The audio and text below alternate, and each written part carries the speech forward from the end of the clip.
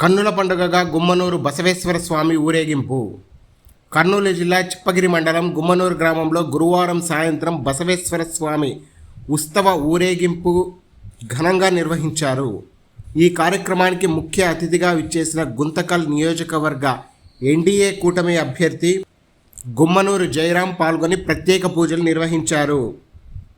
ఈ కార్యక్రమంలో Aluru market yard chairman Gummanuru Narayana, సోదరులు గుమ్మనూరు శ్రీనివాసులు, గుమ్మనూరు గ్రామస్తులు, భక్తాదులు పెద్ద ఎత్తున పాల్గొన్నారు.